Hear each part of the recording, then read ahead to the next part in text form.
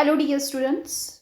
After a long break, we are resuming our lecture with the point called affinity chromatography under the heading of biochemistry and molecular biology techniques. Up till now, we have studied different types of chromatography like gel filtration chromatography, ion exchange chromatography, and the last, which is mentioned in your syllabus, is affinity chromatography. शुरू करते हैं. Affinity chromatography. सबसे पहले chromatography क्या है? It is the separation technique. Okay, so chromatography it is the separation technique. And affinity chromatography क्या है? Affinity chromatography it is a purification of biomolecule with respect to specific binding of that biomolecule due to chemical structures. तो affinity chromatography में हम purification करते हैं biomolecules का, like DNA, RNA और protein. Okay, सो यहाँ पर हम सेपरेट करते हैं बायोमोलिक्यूल्स, उन्हें प्यूरिफाई करते हैं with respect to specific binding of another biomolecule. अब यहाँ पर स्पेसिफिक बाइंडिंग मेंशन किया है और वो स्पेसिफिक बाइंडिंग किसके साथ है? It is with the other biomolecule. Means what? The molecule which we want to separate is reacted with the another biomolecule.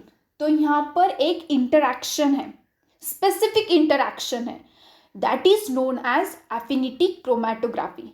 Affinity का मतलब है स्पेसिफिक इंटरैक्शन और chromatography separation.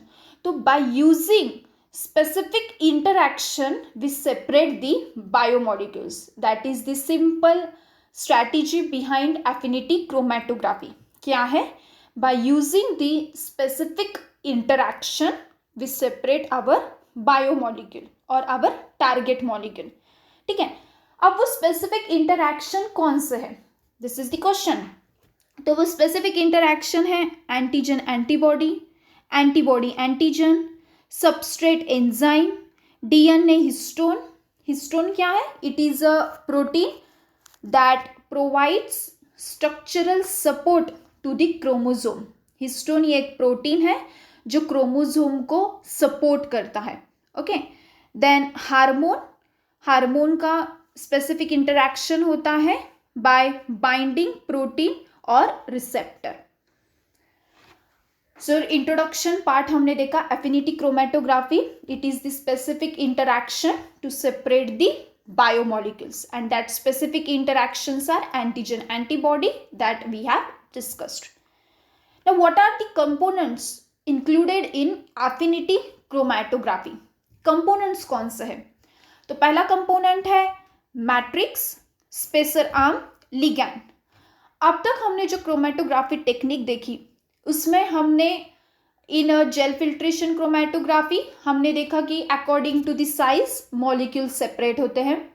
Ion exchange chromatography में हम दो टाइप्स के रेजिन्स यूज करते हैं, cation exchanger resin and अनायन exchanger resin. Affinity chromatography में हम स्पेसिफिक इंटरैक्शन यूज करते हैं. ठीक है, तो स्पेसिफिक इंटरैक्शन यूज करने के लिए कुछ स्पेसिफिक चीजें रिक्वायर्ड होती है.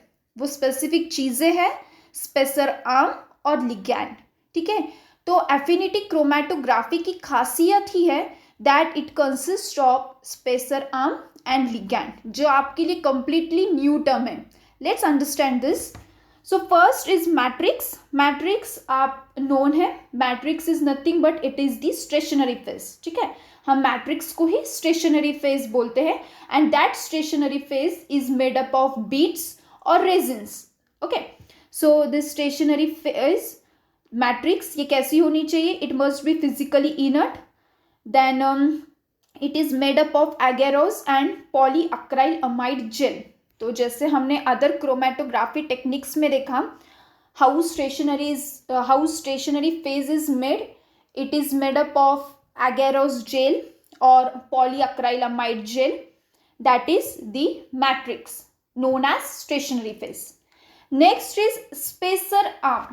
Spacer arm क्या है? It is a molecule, or we can say the spacer arm, it improves the binding between ligand and target molecule.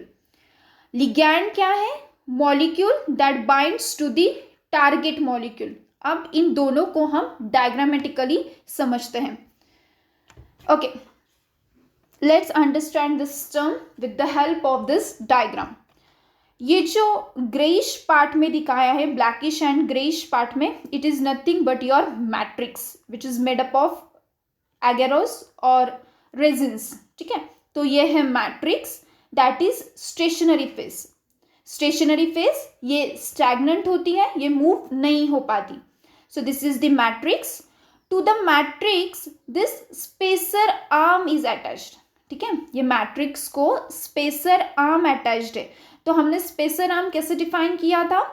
हमने स्पेसर आर्म डिफाइन किया था, it improves the binding between ligand and target molecule. Ligand और target molecule, तो यहाँ पर ligand क्या है? This triangle shape में जो दिखाया है, इट इज द लिगैंड. और जो ब्लूइश स्काई ब्लू कलर में दिखाया है, it is the target molecule. Target molecule means the molecule which we want to separate, और it is the molecule of interest that is known as the target molecule. तो देखिए, matrix को spacer arm attached है, spacer arm को ligand attached है, और ligand को target molecule attached है. सो स्पेसर आर्म क्या करता है? It improves the binding between ligand and target molecule. तो स्पेसर आर्म का फंक्शन क्या है कि ये बाइंडिंग इंप्रूव करता है between this target molecule which we want to separate and the ligand. अब ligand को समझते हैं. ligand क्या है? molecule that binds to the target molecule. तो ligand भी ये एक molecule है जो target molecule को bind होता है. So this is the relationship between matrix connected to spacer arm connected to ligand, and target molecule is connected to this ligand or attached to this ligand. अब इसमें हमने एक चीज नोटिस कर रहे हैं कि it is like lock and key model. जैसे की स्पेसिफिक होती है पर्टिकुलर लॉक के लिए, वैसे ही हमारा ligand ये स्पेसिफिक होता है टारगेट मॉलिक्यूल के लिए, क्योंकि लिए affinity means what? It is specific interaction. So it is like lock and key model. Okay, तो ये लिगैंड स्पेसिफिक होता है हमारे टारगेट मॉलिक्यूल के लिए. Means what? जो मॉलिक्यूल हमें सेपरेट करना है वो हमें पता होना चाहिए कि which molecule we want to separate. If we want to separate antibodies we will use antigen. Okay, if we want to separate enzyme we will use substrate और इनहिबिटर और कोफैक्टर और coenzymes. Okay, so that is the specific interaction. Getting my point? तो एक और question arise होता है. The question is like this, ये ligand directly matrix को क्यों नहीं बाइंड होता? Why it requires this spacer arm? Why this ligand is not directly bind to the matrix? Spacer arm की जरूरत क्या है? ये हम नेक्स्ट स्लाइड में स्टडी करेंगे. Okay, so this are some stationary phase. Stationary phase को ही लिगैंड बाइंड है. Okay, when I am saying the ligand, तब लिगैंड ये स्पेसर आर्म को अटैच्ड है. ठीक है, तो ये एक मॉलिक्यूल बनाता है, spacer arm and ligand. So matrix, ligand and target molecule. तो हमारे स्टेशनरी फेस के ligand, if we want to separate the protein, then we will use the, if you want to separate immunoglobulin और antibody IgG, हम use करेंगे ligand protein A. Antibody separate करने हैं तो हम यूज करेंगे ligand antigen. So this are certain ligand which are bind two stationary face, और ये हमारे टारगेट मॉलिक्यूल जो हमें सेपरेट आउट करने हैं. ओके, सो ये स्पेसिफिक होते हैं. Let's see the principle of affinity chromatography. अब प्रिंसिपल क्या है एफिनिटी क्रोमैटोग्राफी का, वो हम समझते हैं. Now we know that chromatography it consist of 2 phases, mobile phase which can move, and second is stationary phase which is unable to move or it is stagnant. Okay, so stationary phase it consists of support medium. Stationary phase जो हमने अब तक study किया है वही principal है. Okay, this theoretically हम देख रहे हैं. Stationary phase it consist of support medium that is ligand. ठीक है, that is the ligand on which our target molecule binds. So this binding is highly specific biological interaction between two molecules such as interaction between enzyme and substrate, receptor and ligand, antibody and antigen. जैसे मैंने आपको बोला पहले ही कि stationary phase होती है. ठीक है, स्टेशनरी फेज पे लिगैंड बाइंड होते हैं with the help of spacer arm. Spacer arm जो हमने प्रीवियस स्लाइड में देखा. Okay, so stationary phase which is made up of agarose, to that stationary phase ligand is been attached with the help of spacer arm और उस ligand के ऊपर हमारा target molecule bind हो जाता है. तो टारगेट मॉलिक्यूल ये स्पेसिफिक होना चाहिए ligand के साथ, जैसे कि एंजाइम सबस्ट्रेट है, रिसेप्टर ligand है, एंटीजन एंटीबॉडी है. Okay, so these are the specific ligand and specific molecule which we want to separate. तो फिर उसके बाद mixture of substance ये add किया जाता है. Okay, our whatever substance is there, तो वो mixture of substance column में add किया जाता है. Substances with binding site bind to the stationary phase while other substances is eluted. तो जो substances specific है, जैसे मैंने आपको बताया लॉकेंट की मॉडल के जैसे. ओके, सो जो substances जो molecules specific है they will get bind and which are not specific they will elute out.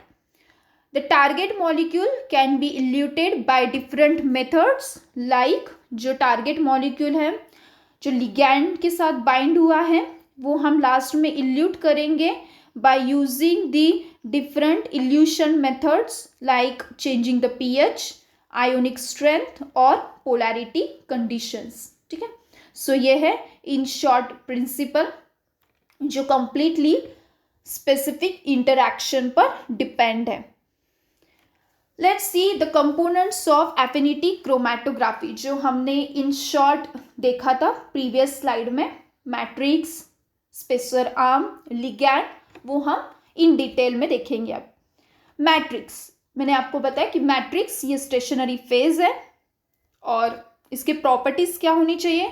आपका मैट्रिक्स ये कैसा होना चाहिए. It should be chemically and physically inert.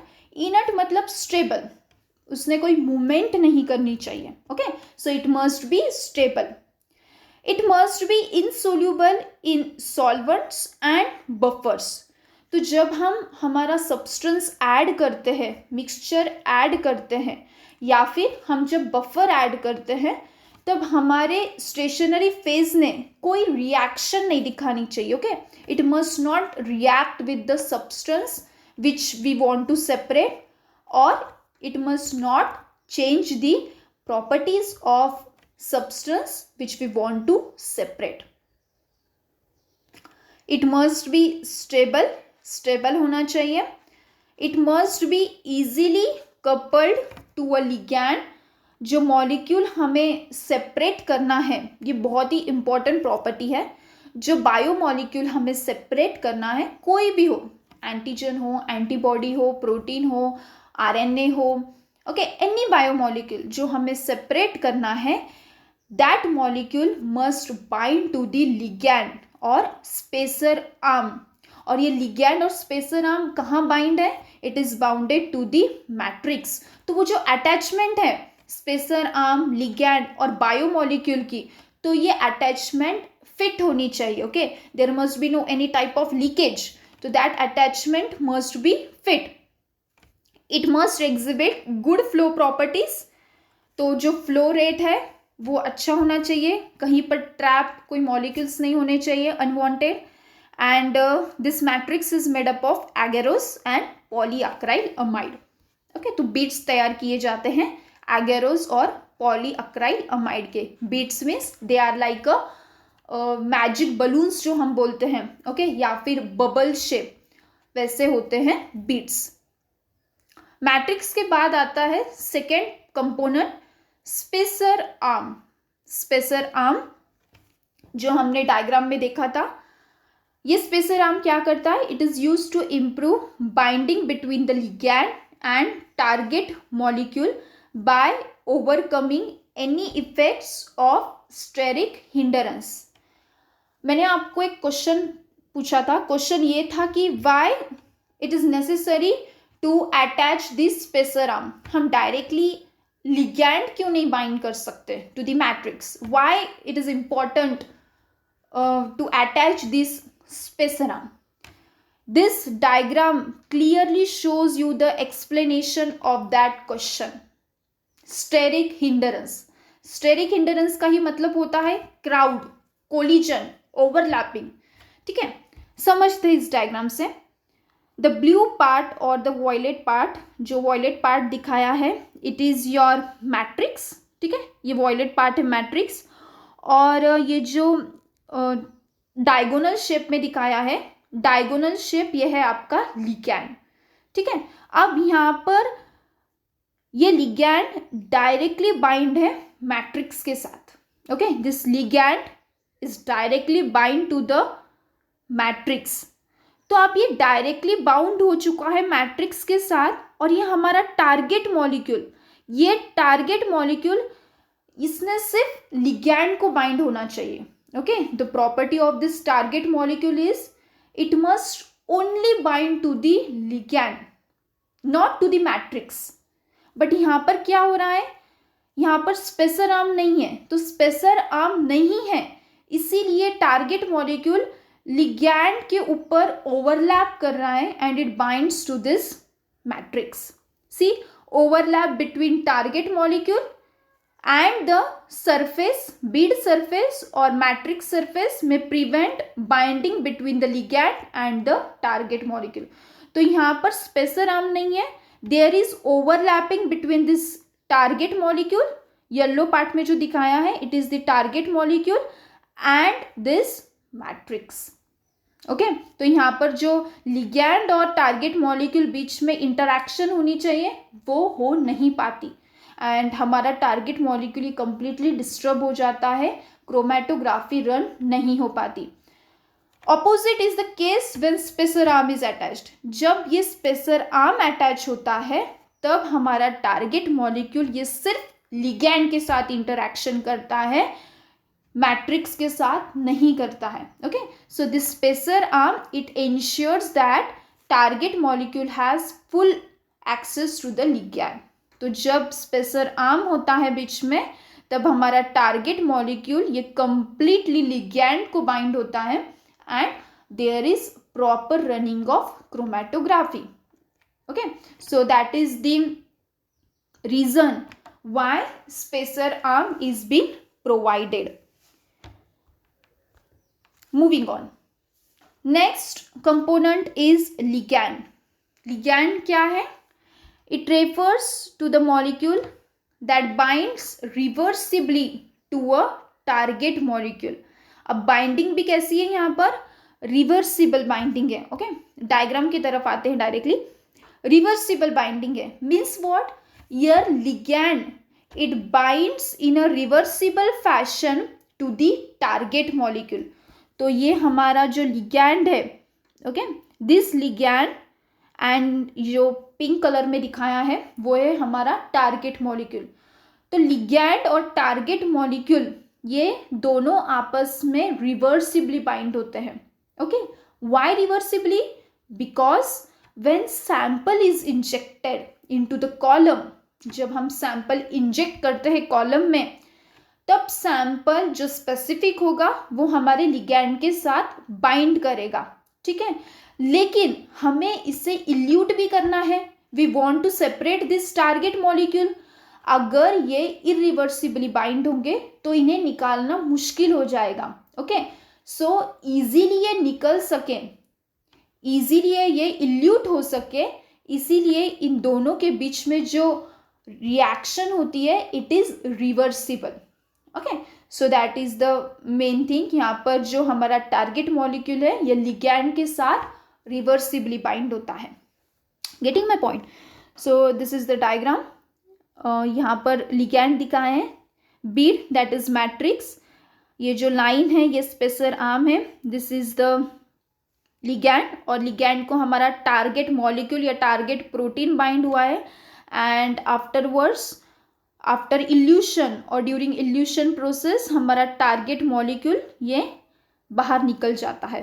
Okay, and this ligand and target molecule are very specific, like lock and key model. जैसे की specific होती है lock के लिए, वैसे हमारे मॉलिक्यूल और लिगैंड ये एक दूसरे के लिए स्पेसिफिक होते हैं. That is all about the affinity chromatography. In next lecture, we will discuss steps, advantages, disadvantages, and some applications of affinity chromatography. If you have any doubt regarding this lecture, you can ask me in comment section. Thank you.